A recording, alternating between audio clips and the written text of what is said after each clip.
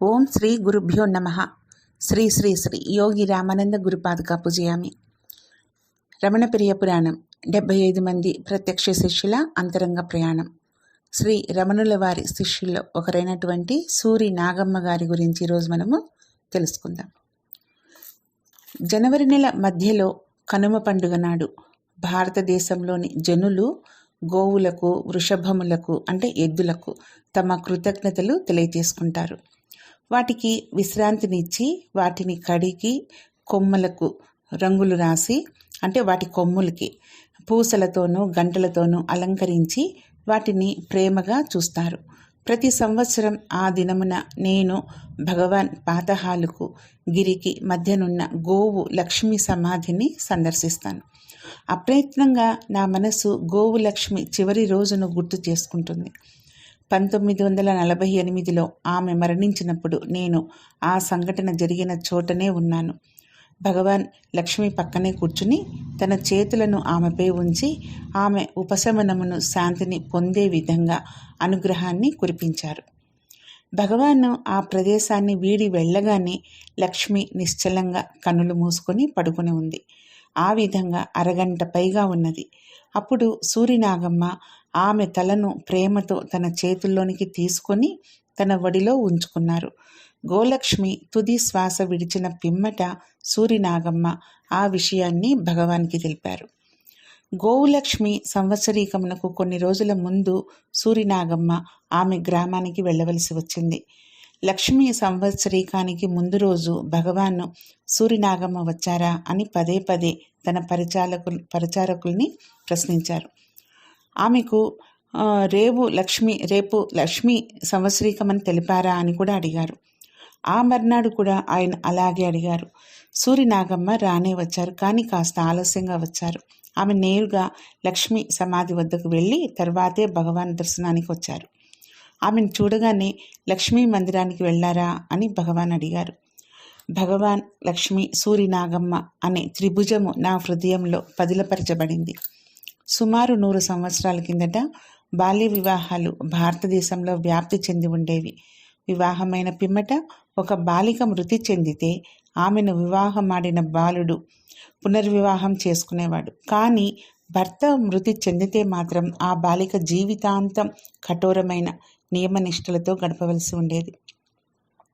ఆ బాలికకు గుండు చేయించి తెల్లని వస్త్రాలను కట్టబెట్టేవారు. ఆమె దాదాపు అంటరానిదిగా చూడబడేది. ఎందువల్లంటే ఆమెను గృహంలోని శుభకార్యాల్లో కూడా పాల్గొననిచ్చేవారు కాదు. గృహాన్ని దాటి బయటికి వెళ్ళనిచ్చేవారు కాదు.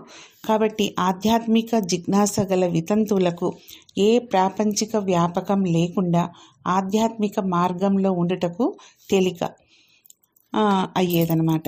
అందుకనే శ్రీరామకృష్ణ పరమహంస నా మరుసటి జన్మలో బాల్య వితంతువుగా ఉండటానికి ఇష్టపడతాను అన్నారు. బాల్య వితంతువులు అన్ని ఆకర్షణల నుండి తప్పించబడతారు. వారికి ఆధ్యాత్మిక సాధన నుండి మరల్చే ఆకర్షణలు, వికర్షణలు ఏమీ ఉండవు. కాబట్టి సూరినాగమ్మ గారి జీవితం కూడా అటువంటిదే. సంపన్న కుటుంబంలో జన్మించిన ఆమె చిన్నతనంలోనే తల్లిదండ్రులను కోల్పోయారు. ఆమెకు చాలా చిన్న వయసులోనే వివాహం జరిగింది.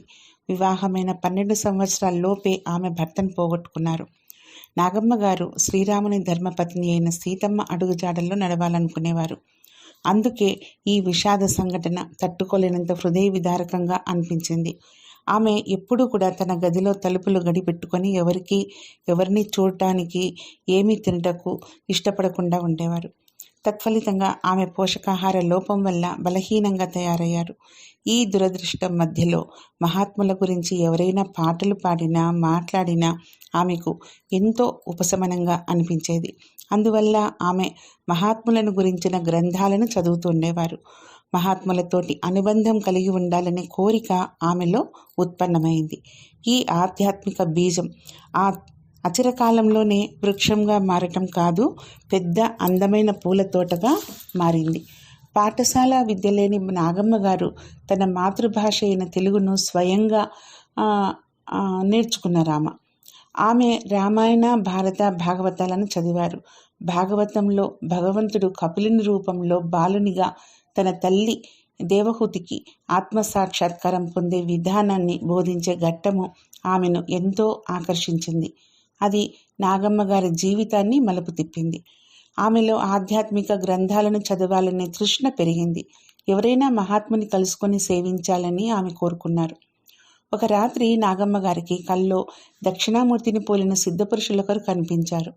ఆ సిద్ధపురుషుని చుట్టూ ఉజ్వలమైన కాంతి ఉంది. నాగమ్మ లేచి ఆయనకు సాష్టాంగ నమస్కారం చేయాలని అనుకున్నారు. కానీ ఆమెకు హఠాత్తుగా మెలకు వచ్చేసింది. ఆమె చాలా నిరుత్సాహం చెందారు. ఆమెలో సత్పురుషులను సేవించాలనే కోరిక ఎక్కువైపోయింది. నాగమ్మ గారికి 3 సోదరులు ఉండేవారు. ఒకరు వకీలు, రెండవవారు బ్యాంకులో పనిచేసేవారు, మూడవ సోదరుడు పూర్తిగా అంగవైకల్యం వల్ల కదలలేనివారు. ఆ సోదరుడు మరణించే వరకు ఆయన్ను కనిపెట్టుకుని ఉండే బాధ్యత నాగమ్మ గారిపైనే పడింది. 1923లో ఆ సోదరుడు మరణించారు. ఆ సమయంలో ఆధ్యాత్మిక సాధనలో పురోగమించాలనే కోరిక ఉన్నప్పటికీ ఆమె బాధ్యతలు ఆమెను కట్టిపడేశాయి. ఆ సోదరుని మరణం తర్వాత వకీలుగా ఉన్న తన సోదరుని కుటుంబంతో పాటు ఆమె విజయవాడకు మారవలసి వచ్చింది. దీనివల్ల ఆవిడకు మేలే జరిగింది. ఎందుకంటే అక్కడ ఆమెకు సాధకులతో సాంగత్యం కలగటమే కాకుండా మరిన్ని తెలుగు ఆధ్యాత్మిక గ్రంథాలు లభించాయి. 1939లో నాగమ్మ మరొక సోదరుడైన డిఎస్ శాస్త్రి తన వ్యాపార పనుల మీద అటువైపు వెళ్ళినప్పుడు అరుణాచలానికి వెళ్ళటం, అక్కడ రమణ మహర్షిని దర్శించటం జరిగింది. ఆ గొప్ప మహనీయుని దర్శించినప్పుడు తాను పొందిన అనుభూతిని, ఆయన దర్శనంతోటే తన జీవితం ఎలా పూర్తిగా మార్పు చెందిందో ఆయన వివరించారు. ఆయన నాగమ్మ గారిని రమణ మహర్షిని దర్శించుకొని కొంతకాలం అరుణాచలంలో గడపమని ప్రోత్సహించారు. ఆమెకు అందుకు అవసరమైన ఆర్థిక మరియు ఇతర విధాలైన తోడ్పాటును తాను అందిస్తానని చెప్పారు. నాగమ్మ ఆ వింత సాధువును గురించి కొంత అపనమ్మకంతో ఉన్నారు. కానీ ఆమె సోదరుని నిరుత్సాహపరచడం ఇష్టం లేక 1941 జూలైలో రమణాశ్రమానికి వెళ్లారు. భగవాన్ వైపు ఒక్కసారి చూడగానే ఆమె నోట మాట రాక ఆశ్చర్యంలో మునిగిపోయారు. భగవాన్ ఆమె వైపు నిశితంగా చూసినప్పుడు ఆమె అవ్యక్తమైన శాంతిని అనుభవించారు. అద్భుతంలోకెల్లా అద్భుతం ఏంటంటే సుమారు 30 సంవత్సరముల క్రిందట స్వప్నంలో కనిపించిన సిద్ధపురుషుడు రమణ మహర్షేనని ఆమె గుర్తించారు. ఆమెలోని ఆశ్చర్యాన్ని గమనించిన భగవాన్ ఆమెను చూసి చిరునవ్వు నవ్వారు. సాక్షాత్తు భగవంతుని ఎదుటనే తాను నిలిచి ఉన్నానని భావించిన ఆమె తిరువణ్ణామలైలోనే ఉండిపోవాలని నిర్ణయించుకున్నారు. ఆమె అక్కడకు తాత్కాలికంగా ఉండటకే వచ్చినారు కాబట్టి శాశ్వత నివాసానికి అవసరమైన వస్తువులను తెచ్చుకోవడం కొరకు తిరిగి ఇంటికి వెళ్ళవలసి వచ్చింది. భగవాన్ వద్ద సెలవు తీసుకుంటూ ఆమె ఆయనకు దూరంగా ఉండటం ఇష్టం లేక ఏడ్చేశారు. మీరు ఏం చేస్తున్నా, ఎక్కడికి వెళ్ళినా నేను ఎల్లప్పుడూ మీతోనే ఉన్నాను అన్నారు భగవాన్. నాగమ్మ తన్మయత్వానికి లోనై అప్పటి నుండి ప్రతి దానిలోనూ భగవాన్నే దర్శించేవారు. ఆమె ఆనందంతో నిండిపోయారు. ఇన్నాళ్ళు దుఃఖంలో మునిగి ఉన్న నాగమ్మ ఆఖరికి ఆనందంతో ఉండటము ఆమె బంధువులు కూడా గుర్తించారు. భగవాన్ నుండి దూరంగా ఉండటను సహించలేని నాగమ్మ 3 నెలల్లోపే అరుణాచలానికి తిరిగి వచ్చారు. ఆశ్రమం దగ్గరలో నివాస గృహాలు లేకుండట చేత ఆశ్రమంలో సూర్యాస్తమమైన పిదప స్త్రీలను అనుమతించకుండా ఉండటం చేత ఆమె టౌన్లోనే ఉండవలసి వచ్చింది. అదృష్టవశాత్తు హెచ్ఎమ్మాల్ ఉండే ఇంటి పక్కనే ఆమెకు అద్దె ఇల్లు దొరికింది. హెచ్ఎమ్మాల్ భగవాన్కు భోజనం వడ్డించిన తర్వాత మాత్రమే తాను భుజించేవారు. అటువంటి మహాత్మురాలి పొరుగున ఉండటం వలన ఆమెకు గొప్ప సత్సంగం లభించినట్లయింది. హెచ్ఎమ్మాల్ ఆమెను ఎటువంటి సంకోచాలు లేకుండా భగవాన్తో సంభాషించవలసిందిగా ప్రోత్సహించేవారు. నిజానికి హెచ్ఎమ్మాల్ నాగమ్మ గారికి భగవాన్ను ఆత్మసాక్షాత్కారం కంటే తక్కువైన దాన్ని దేన్ని కోరవద్దని చెప్పారు. ఒకరోజు భగవాన్కు నమస్కరించిన తర్వాత ఆమె గద్గద స్వరంతో, భగవాన్, నేను ముక్తిని పొందటానికి తోడ్పడండి దయచేసి అని కోరారు. కరుణకు ప్రతిరూపమైన భగవాన్ ఆమె వైపు తిరిగి అంగీకరిస్తున్నట్లుగా తల ఊపారు. భగవాన్ ఈ విధంగా ప్రతిస్పందించడం చాలా అరుదైన విషయం. భగవాన్ సాధారణంగా ముక్తిని కోరుకుంటున్నదెవరు, ఈ ప్రశ్న అడుగుతున్నదెవరు అని ఎదురు ప్రశ్న వేయటం కానీ కేవలం మౌనంగా ఉండిపోవటం కానీ చేసేవారు. నాగమ్మ హెచ్ఎమ్మాల్తో ఈ విషయాన్ని చెప్పినప్పుడు ఆమె, ఎంత అదృష్టవంతులు మీరు, భగవాన్ మీకు ఇప్పుడే అభయాన్ని ఇచ్చేశారు అన్నారు. ఆమె అన్న మాటలకు అర్థమేమిటని నాగమ్మ హెచ్ఎమ్మాల్ని ప్రశ్నించారు. ఆమెకు ఇక జనన మరణాలు ఉండబోవని, భగవాన్ ఆమెను తన రక్షణ పరిధిలోనికి స్వీకరించారని, ఆమెకు భయపడవలసిన విషయమేమీ లేదని, అదే ముక్తి అని యచ్చమ్మాళ్ళు వివరించారు. భగవాన్ తన దృష్టిని నాగమ్మపై కేంద్రీకరించారు. ఒక మంచి విద్యార్థి వలె నాగమ్మ భగవాన్ బోధ అయిన ఆత్మవిచారణలో మునిగిపోయారు. ఆమె కొన్నిసార్లు గాఢ ధ్యానంలోనికి వెళ్ళగలిగేవారు. కొన్నిసార్లు ఆలోచనలు ఆమెను బాధించేవి. ప్రత్యేకించి భగవాన్ ఎదురుగా కూర్చుని ధ్యానం కొరకు కన్నులు మూసుకున్నప్పుడు ఈ ఆలోచనలు నన్ను చుట్టుముట్టేవి. నేను కన్నులు తెరిచేటప్పటికీ భగవాన్ నా వైపు ఏకాగ్రంగా చూస్తుండేవారు అని ఆమె చెప్పారు. భగవాను నా ఆలోచనలన్నింటినీ నా నుండి దూరంగా పారద్రోలారు అని తన కవిత్వ ధోరణిలో చెప్పారామ. నాగమ్మ మంచి కవయిత్రి, ప్రతిభ గల రచయిత్రి. స్వయంగా భగవాన్ ఏ ఆంక్షలను విధించకపోయినా ఆ రోజుల్లో స్త్రీలు భగవాన్కు సమీపంలోనికి వెళ్ళి ఆయనతో స్వతంత్రంగా మాట్లాడడానికి జంకేవారు. రద్దీగా ఉన్న రోజుల్లో ఆయనతో సంభాషించే అవకాశం మరింత తక్కువగా ఉండేది. అటువంటి రోజులతో తనకు ధ్యానం గూర్చిన సందేహాలను నాగమ్మ ఒక చీటిపై రాసి భగవాన్ వద్దకు పంపేవారు. ఎందుకు ఈ సందేహాలను పట్టించుకుంటారు? వాటిని గమనించే కొద్దీ అవి బలపడతాయి. లోనికి మునగండి అని భగవాన్ ఆమెను మందలించేవారు. తన కవితా ధోరణిలో నాగమ్మ గారిలా అనేవారు. ప్రతిసారి భగవాన్ నా వైపు చూసినా, నా అంతరంగ సాధనను పరిపుష్టమనర్చినప్పుడు ఆయన దాన్ని ఏ విధమైన ముడతలు లేకుండా సాపు చేసేవారు. అది బీడుపడిన నేలలోనికి నీరు ప్రవహించి దానిలో మొక్కలు పుష్పించి ఫలించేలా చేయడం వంటిది. నా ఆధ్యాత్మిక జీవితము అలా ఉండేది. సూరి నాగమ్మ గారు స్వయంగా అమృత నాడిని గురించిన సంఘటన వివరించారు. ఆ నాడి యోగ శాస్త్రంలో, హిందూ ధర్మశాస్త్రాల్లోనూ దాన్ని కుండలినితో పోల్చి గొప్పగా పొగడబడింది. 1942లో ఒక తమిళ పండితుడు ఆత్మ సాక్షాత్కారంతో సంబంధం కలిగి ఉన్నదని భావింపబడే ఈ అమృత నాడిని గురించి భగవాన్తో సుదీర్ఘమైన చర్చ జరిపారు. భగవాన్ కూడా ఆ చర్చయందు ఆసక్తి కనపరిచి ఆ పండితుని ప్రశ్నలన్నింటికీ సమాధానం ఇచ్చి అమృతనాడి చర్యలను గురించి వివరంగా తెలిపారు.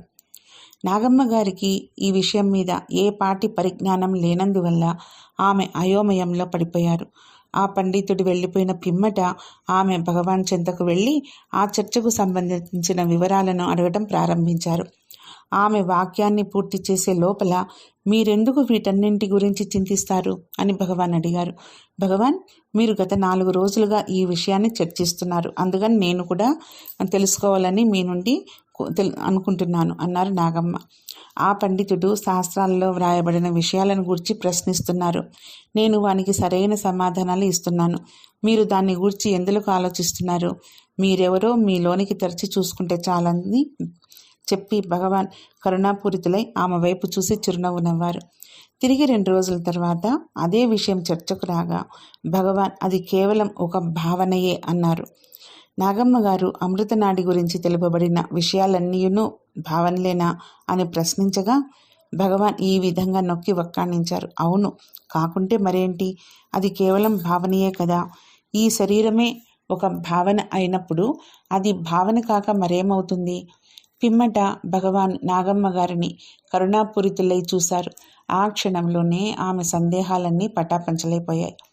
ఆ సంఘటన గురించి తెలుపుతూ నాగమ్మ సందేహాలు వచ్చినప్పుడు వాటిని లక్ష్య పెట్టకుండా మూలానికి చేరుకొనుటయే ముఖ్యమైన విషయము అని వెల్లడి చేశారు. ప్రతి సాధకునికి ఒక ప్రత్యేకమైన అంతరిక స్వభావం ఉంటుందని అర్థం చేసుకున్న భగవాన్ ఒక సాధకుని పరిపుష్టిని గావించేటప్పుడు అతని అంతర్గత స్వభావాన్ని అనుసరించి సూచనలను ఇచ్చేవారు. సూరి నాగమ్మ గారు ఒక కవయిత్రి, రచయిత్రి కాబట్టి ఈ విషయం పరిగణనలో ఉంచుకొని భగవాన్ ఆమెను ఆధ్యాత్మిక పథంలో నడిపించారు. సూరి నాగమ్మ భగవాన్ని తన సద్గురువుగా గుర్తించగానే గీతములు, పద్యములు, కవితలు వాటికవే అప్రయత్నంగా ఆమె కలం నుండి వెలువడసాగాయి. మొట్టమొదట్లో తాను రచించిన వాటిని భగవాన్కు చూపుటకు సిగ్గుపడేవారు ఆమె. కానీ వేరే తెలుగు మహిళ ఈ పద్యాలను భగవాన్ ముందు పాడేవారు. ఆయన వాటిని బాగా మెచ్చుకునేవారు. తన పద్యాలను భగవాన్ మెచ్చుకున్నారని ఒక పరిచారకుని ద్వారా విన్న నాగమ్మ తన కవితలు మరికొన్నింటిని భగవాన్ ముందు ఉంచుటకు సాహసించారు. భగవాన్ సాదరంగా చిరునవ్వు నవ్వి, అందులో 4 పద్యాలు నన్ను ప్రార్థిస్తూ వ్రాయబడి ఉన్నాయి. అందులో 2వది ఆశ్చర్యకరంగా ఉంటుంది. నేను స్కందాశ్రమాన్ని వదిలి ఇక్కడ స్థిరపడిన తర్వాత నాకు సేవ చేయటానికి కోతులు లేవు. నాగమ్మ కోతి వంటి నా మనస్సును మేము సేవించుటకు ఎందులకు అంగీకరించరు? దానిని కట్టేసినా సరే, అణుగవతో ఉండునట్లు లొంగదీసినా సరే, కానీ అది మాత్రం మీకు సేవ చేసేట్లు చూడండి. అది ఆ పద్యం యొక్క సారాంశం. శివానంద లహరిలో ఆదిశంకరులు ఈ విధంగానే అంటారు. ఆదిశంకరులు, ఓ శివ, నువ్వు ఒక భిక్షువు. కోతి వంటి నా మనసును ఒక కర్రకు కట్టి నువ్వెందులకు బిచ్చానికి వెళ్ళవు? నీకు సమృద్ధిగా భిక్ష దొరుకుతుంది కదా. అప్పుడు భగవాన్ ఆశ్రమాన్ని సందర్శించిన ఒక తెలుగు పండితుని గూర్చి చెప్పారు. ఆ పండితుడు భగవాన్తో సూర్యనాగమ్మ గారు రాసిన అనేక ఆధ్యాత్మిక వ్యాసాలను తాను అనేక తెలుగు పత్రికలలో చదివానని చెప్పారు. భగవాన్ ఆయనతో మ్యాగజైన్స్కు, ఇతర పత్రికలకు, దినపత్రికలకు తన వ్యాసాలను పంపుట ద్వారా నాగమ్మ ప్రజలకు ఆధ్యాత్మిక ప్రబోధం చేస్తున్నారని అన్నారు. భగవాన్ ఎంత గొప్పగా నాగమ్మ గారిని ప్రోత్సహించారో కదా. ఒకరోజు భగవాన్ హాల్లో ఉన్నప్పుడు తెలుగు వ్రాతప్రతులను గురించి శ్రద్ధ వహించేవారు కరువైనారని ఎవరో అనటం జరిగింది. వెంటనే భగవాన్ నాగమ్మ ఆ భాషపై తనకు గల పట్టు వలన వానిని ఎత్తి రాయగలరని సూచించారు. ఒక పెద్ద బైండ్ నోటు పుస్తకం తెప్పించబడింది. భగవాన్ స్వయంగా దాన్ని నాగమ్మకిచ్చారు. ఆ రోజు నుండి తెలుగు రచనలనన్నింటినీ వ్రాయుటకు, కాపీ చేయుటకు, భద్రపరచుటకు ఆమె అధికృతి వ్యక్తి అయ్యారు. భగవాన్కు బాగా సన్నిహితంగా ఉండగలిగే అపురూపమైన అవకాశం నాగమ్మకు లభించడం వలన భగవాన్తో ఆమెకు జరిపే ప్రశ్నోత్తరాలను గ్రంథస్థం చేయవలసిందిగా కాలక్రమేణా నాగమ్మ బంధువులు, మిత్రులు సూచించసాగారు. మొదట్లో ఆమె నిరాకరించినప్పటికీ చివరకు అంగీకరించారు. నాగమ్మ గారి సోదరులు డిఎస్ శాస్త్రి ఆశ్రమానికి వచ్చినప్పుడు ఆమెకు ఒక పెద్ద నోట్ పుస్తకం ఇచ్చి భగవాన్ చుట్టూ జరిగే విషయాలన్నింటినీ వివరంగా లేఖ రూపంలో రాసి తనకు పంపమని కోరారు. నాగమ్మ ఈ వలలో చిక్కుకున్నారు. అలా లేఖలు మొదలయ్యాయి. ఆమె 4 లేఖలను పూర్తి చేసిన పిమ్మట వాటిని భగవాన్కు చదివి వినిపించాలని ఆమెకు కోరిక కలిగింది. భగవాన్ వాటిని బాగా మెచ్చుకున్నారు. ఆమె ఒక జలపాతం వల్లే లేఖలు రాసి ఆ నోటు పుస్తకంలోనే భద్రపరిచేవారు. ఈ లేఖలు తర్వాతి కాలంలో రమణాశ్రమ లేఖలు పేరుతో గ్రంథ రూపంలో ప్రచురించబడ్డాయి. భగవాన్ను ఒక మానవునిగా వర్ణిస్తూనే సద్గురువుగా ఆయన వైశిష్ట్యాన్ని విస్తపరుస్తుంది. కావున ఈ గ్రంథము ప్రతి ఒక్కరూ తప్పక చదవవలసింది. నాగమ్మ గారు రమణాశ్రమ లేఖలు మొదటి భాగాన్ని పూర్తి చేసి 2వ భాగాన్ని వ్రాయటం ప్రారంభించినప్పుడు ఆఫీసులో పనిచేసేవారు కొందరు ఆమెను వ్రాయటం ఆపేయమని చెప్పారు. అంతేకాకుండా అప్పటి వరకు ఆమె రాసిన వాటిని ఆశ్రమ యాజమాన్యమునకు అప్పచెప్పారు. నాగమ్మ గారు కుప్పకూలారు. కానీ ఆమెకు తలవంచక తప్పలేదు. వారికి వ్రాతప్రతులను ఇచ్చివేసే ముందుగా నాగమ్మ గారు వాటిని భగవాన్ ముందు ఉంచి వాటిని ఆయన ఇష్టం వచ్చినట్లు చేసుకునమని చెప్పారు. భగవాన్ రాజగోపాల్ అయ్యర్ని పిలిచి వాటిని ఆఫీసులో ఇవ్వమని చెప్పారు. మురుగనారు, కుంజుస్వామి, విశ్వనాథస్వామి వంటి భక్తులు నాగమ్మ గారు వ్రాయటం నిలిపివేస్తారని బాధపడ్డారు. వారు ఆమెను వ్రాయటం కొనసాగించమని ఎంతగానో చెప్పి చూశారు. కానీ ఆమె ఒప్పుకొనలేదు. ఒకరోజు కుంజుస్వామి యాజమాన్యం వారి కఠోర నిర్ణయంలా కనిపించే నిర్ణయం వెనుక గల కారణం నాగమ్మకు వివరించారు. ఆయన, నాగమ్మ గారు ఆశ్రమ యాజమాన్యం మిమ్మల్ని వ్రాయవద్దని చెప్పుటకు కావలసినన్ని కారణాలున్నాయి. వెనుకటి కాలంలో పాల్ బ్రంటన్, మునగాల వెంకటరామయ్య గారు మరి ఇతరులు రాసినప్పుడు ఇతరులు వారి రచనలను కాపీ చేసి వారి స్వంత రచనలుగా వాటిని ముద్రించి సొమ్ము చేసుకున్నారు. కానీ మీకు అటువంటి స్వలాభాపేక్ష లేదు కదా. అటువంటప్పుడు మీరెందుకు సందేహిస్తారు? ఆ లేఖలు ఇప్పుడు తాత్కాలికంగా నిషేధించబడినప్పటికీ ఈ లేఖలు ముందు తరం వారికి అంతులేనంతగా ఉపయోగకరంగా ఉంటాయి. ఏ మంచి పని చేయాలన్నా అడ్డంకులను ఎదుర్కొనక తప్పదు అనేది అసాధారణ విషయమైతే కాదు కదా. కేవలము ఈ అడ్డంకుల వల్ల మీరు రాసే పనిని ఆపేయకూడదు అని చెప్పారు. నాగమ్మ గారు ఒప్పుకోలేదు. ఆమె చింతా దీక్షితులు, సీతారామశాస్త్రి అనే 2 ప్రముఖ తెలుగు పండితులను సంప్రదించారు. కుంజుస్వామి వల్లే వారు కూడా నాగమ్మ గారిని బాగా ప్రోత్సహించారు. నిజానికి సీతారామశాస్త్రి గారు భగవాన్ మాటలోని అంతరార్థాన్ని తెలుసుకొనగలిగిన సహజ చాతుర్యం ఆమెలో ఉందని, అది అందరూ భక్తుల వలన కాని పని అని, కావున భగవాన్ ఉపదేశాలను మిగిలిన ఆధ్యాత్మిక ప్రపంచానికి అందజేయవలసిన బాధ్యత ఆమెపై ఉందని చెప్పారు. వారిలా ప్రోత్సహించగా నాగమ్మ గారు తన రచనను పునఃప్రారంభించారు. అప్పుడప్పుడు యాజమాన్యం వారు మీరింకా రాస్తున్నారా అని ప్రశ్నించినప్పుడు ఆమె లేదని చెప్పేవారు. కానీ అపరాధ భావన ఆమెను బాధించి ఒకరోజు భగవాన్ వద్ద జరిగిందంతా ఆమె వెల్లడి చేయాలనుకున్నారు. ఆమె హాల్లోకి ప్రవేశించినప్పుడు భగవాన్ కొందరు భక్తుల నడుమ కూర్చుని ఉండటం చూశారు. మధురైలో ఉండగా జరిగిన బాల్యంలోని సంఘటనను ఆయన వారికి వివరిస్తున్నారు. తాను ఇల్లు వదిలి వెళ్తున్నప్పుడు తన పిన్నతల్లి గారితో అబద్ధం చెప్పినట్లు తెలిపారు. సరిగ్గా ఆ సమయంలో భగవాన్ నాగమ్మపై దృష్టిని కేంద్రీకరించి, మనము అబద్ధం చెప్పటం కాదు, ఏదో శక్తి మన చేత అలా చేయిస్తుంది. ఆదిశంకరులు కూడా సన్యసించే ముందు తల్లికి అబద్ధం చెప్పవలసి వచ్చింది. నాగమ్మ గారిలోని వ్రాయటం పట్ల గల విముఖత పూర్తిగా తొలగిపోయి నేటి రమణాశ్రమ లేఖలు రూపుదిద్దుకున్నాయి. భగవాన్ జీవితంలోని చివరి సంవత్సరాల్లో ప్రతి తెలుగు ఉగాది ముందు రోజు సాయంత్రం ఒక కౌపీనాన్ని భగవాన్కు సమర్పించటం తన అలవాటుగా పెట్టుకున్నారు నాగమ్మ. ఆ విధంగానే భగవాన్ జీవితంలోని చివరి ఉగాది ముందు రోజున ఆమె అలవాటుగా ఇచ్చే కౌపీనమును భగవాన్కు సమర్పించుటకు వెళ్లారు. కానీ అంతులేని బాధలో ఉండి అత్యంత బలహీనంగా ఉన్న ఆయన అంగీకరిస్తారో లేదో అని ఆమె సందేహించారు. ఆ కౌపీనమును స్వీకరించి తాను మరునాడు ఉదయం ధరించుటగాను దానిని తన పక్కన ఉంచమని చెప్పారు. మర్నాడు ఉదయం నాగమ్మ భగవాన్ చూసుటకు వెళ్ళినప్పుడు ఆయన ఆ రోజు ఉగాదేనా అని అడిగి, అది వికృతనామ సంవత్సరమా అని అడిగారు. అదే నాగమ్మ భగవాన్తో జరిపిన చివరి సంభాషణ. భగవాన్ చివరి రోజున అందరు భక్తుల వలె నాగమ్మ వరుసలో నుంచుని ఉన్నారు. దర్శనానికి ఆమె వంతు వచ్చినప్పుడు ఆయన కళ్ళు మూసుకొని ఉండటం వల్ల ఆయన అనుగ్రహాన్ని పొందలేకపోతుంది కదా అని ఆమె బిగ్గరగా ఏడ్చారు. భగవాన్ కళ్ళు తెరిచారు. దయచేసి నన్ను వెళ్ళనివ్వండి, ఈ శరీరము బాధపడుతుంది అని చెబుతున్నట్లుగా ఉన్నాయి ఆ కళ్ళు. భారమైన హృదయంతో పట్టరాని దుఃఖంతో నాగమ్మ అంగీకారాన్ని తెలిపారు.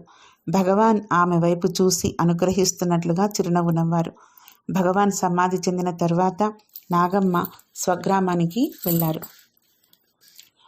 1980లో ఆమెను తిరిగి ఆశ్రమానికి తీసుకొని వచ్చి ఆమె తన జ్ఞాపకాలను వ్రాయగలిగేలా చేసే భాగ్యం నాకు లభించింది. ఆమె వానిని తెలుగులో వ్రాయగా ఆమె సోదరుడు ఆంగ్లంలోనికి అనువదించారు. అదే నా రమణాశ్రమ జీవితం అనే శీర్షికతో వెలువడింది. నాగమ్మ జబ్బు పడినప్పుడు ఆమె బంధువులు ఆమెను తమతో తీసుకెళ్లి పిదప బెంగళూరులోని ఒక ఆసుపత్రిలో చేర్చారు. నేను ఆ మాణిక్యం వల్లే విలువైన ఆమెకు భౌతికంగా సేవ చేయలేకపోయినా నా స్నేహితుడైన ఏఆర్ నటరాజన్ను ఆమెను గూర్చి శ్రద్ధ వహించవలసిందిగా కోరాను. ఆయన ఆ బాధ్యతను ఎంతో గొప్పగా నిర్వహించారు. నాగమ్మ గారు బెంగళూరులో మరణించినప్పుడు నేను ఏఆర్ నటరాజన్ను రమణాశ్రమ ప్రతినిధిగా ఆవిడ అంత్యక్రియల్లో పాల్గొనమని కోరగా ఆయన అలాగే చేసి ఆమె భౌతిక కాయమును శ్మశానం వరకు మోయట కూడా తోడ్పడినారు. యావత్ ప్రపంచంలోని సాధకులు నాగమ్మ గారికి ఆమె రచనలకు రుణపడి ఉంటారు. గోవు లక్ష్మి చివరి క్షణాల్లో ఆమె పట్ల శ్రద్ధ వహించినందుకు నేను శాశ్వతంగా ఆమెకు రుణపడి ఉంటాను. లక్ష్మి భగవాన్కు ప్రియమైన జంతువు. నాగమ్మ గారు భగవాన్కు ఇష్టమైన మనిషి. కాబట్టి నాగమ్మ గారి గురించి చెప్పేటప్పుడు గోవు లక్ష్మి గురించి కొన్ని మాటలు చెప్పకుండా ఉండలేను. భగవాన్ అన్ని విధాలైన జంతువులను ఒకే విధమైన ప్రేమ, మృదుత్వము, అనుగ్రహంతో చూసేవారు. అయినప్పటికీ మానవజాతికి చెందని గోవు లక్ష్మి ఆయన సంపూర్ణ అనుగ్రహానికి పాత్రురాలై సంపూర్ణమైన మానసిక పరిపూర్ణతను, సమానత్వాన్ని పొంది ముక్తిని పొందిందని చెప్పటంలో వింత ఏమీ లేదు. గోవులక్ష్మి మహనీయమైన జీవి అని, ఎందుకంటే భగవాన్ ఆమెతో మమేకమై ఆమెకు చివరి ఘడియల్లో తన హస్తస్పర్శ ద్వారా ముక్తినిచ్చారనటంలో సందేహం లేదు. అంతకు పూర్వము కొన్ని దశాబ్దాల కిందట స్కందాశ్రమంలో తన తల్లి అలగమ్మ గారికి ఆ విధంగానే చేశారు భగవాన్. గోవు లక్ష్మి విషయంలో జరిగిన సంఘటన గూర్చి నాగమ్మ ఈ విధంగా తెలిపారు. లక్ష్మి చనిపోయే రోజున భగవాన్ గోశాలకు వచ్చి నేరుగా గోవులక్ష్మి వద్దకు వెళ్ళి ఆమె పక్కన గడ్డిపై కూర్చున్నారు. తర్వాత ఆయన దాని తలను తన 2 చేతులతో సున్నితంగా పైకి లేపి తన ఒడిలో ఉంచుకున్నారు. ఆయన మృదువుగా ప్రేమగా తన చేతితో ఆమె ముఖంపై నుండి మెడ వరకు నిమురుతూ ఉన్నారు. తర్వాత తన ఎడమ చేతిని ఆమె తలపై ఉంచి కుడి చేతి వేళ్లతో ఆమె మెడ నుండి హృదయం వరకు నెమ్మదిగా నొక్కుతూ ఉన్నారు. ప్రాపంచిక బంధాలను తెంచుకొని బాధ నుండి విముక్తి చెంది సమాధి స్థితిలో ఉన్నదా అన్నట్లుగా ప్రశాంతంగా ఉంది. లక్ష్మి ప్రాణాలను విడిచింది అని నాగమ్మ తెలిపినప్పుడు భగవాన్ గోశాల వద్దకు వచ్చి తన 2 చేతులతో ఆమె తలను ఎత్తి లక్ష్మి లక్ష్మి అని పిలిచారు. ఆయన అక్కడున్న భక్త సమూహంతో ఆమె వల్లే నేడు మన కుటుంబము ఇలా విస్తరించింది అన్నారు. 1926లో లక్ష్మి ఒక దూడగా భగవాన్ వద్దకొచ్చింది. భగవాన్ ఆమెకు లక్ష్మి అని పేరు పెట్టారు. ఆమె భగవాన్ పట్ల ఎంతో ప్రేమతో ఉండేది. ఆమె వచ్చిన తర్వాత గోశాల నిర్మించబడింది. ఆశ్రమం కూడా ఉత్తరోత్తర అభివృద్ధి చెందింది. ఆమె చివరి రోజున లక్ష్మిని చూస్తూ భగవాన్ గద్గద స్వరంతో ఆమె కుడి చెవి పైకి లేచి ఉండటను మీరు గమనించారా అని ప్రశ్నించారు. ఆయన అలా ఎందుకన్నారంటే, కాశీలో మానవులు మరణించేటప్పుడు ఈశ్వరుడు వారి కుడి చెవిలో రామమంత్రాన్ని ఉపదేశించి ముక్తిని ఇస్తారని నమ్మకం. భగవాన్ ఉద్దేశము లక్ష్మి నిజంగా ముక్తి నొందింది అని. ప్రాచీన గ్రంథమైన తిరుమందిరంలోని సూచనలను అనుసరించి భగవాన్ స్వీయ పర్యవేక్షణలో గోవు లక్ష్మికి సమాధి నిర్మించబడింది. ఆ గ్రంథంలో ముక్తి నొందిన వారి దేహాలను ఎలా సమాధి చేయాలో, సమాధి మందిరాన్ని ఎలా నిర్మించాలో వివరించబడి ఉంది. లక్ష్మి ముక్తి నొందిందని అర్థం వచ్చేలా భగవాన్ తమిళంలో ఒక పద్యాన్ని రాశారు. దేవరాజ ముదలియార్ ఆ పదము అంటే ముక్తి మరణాన్ని సూచించుటకు రాశారా అని అడుగగా, లేదు, ఆ పదము ఆమె అంతిమ సాక్షాత్కారాన్ని సూచించుటకే వాడబడింది అని భగవాన్ నిశ్చయంగా చెప్పారు. గోవులక్ష్మి సూరి నాగమ్మ గారు కూడా భగవాన్లో ఐక్యమయ్యారు. ఒకప్పుడు ఎవరో భగవాన్ నేను మీ అనుగ్రహాన్ని కోరుకుంటున్నాను అని చెప్పగా భగవాన్ ఏదైతే ఉందో అది కేవలం అనుగ్రహమే అని అన్నారు. రేపు ఇంకొక శిష్యుల గురించి తెలుసుకుందాం. ఓం శ్రీ గురుభ్యో నమః.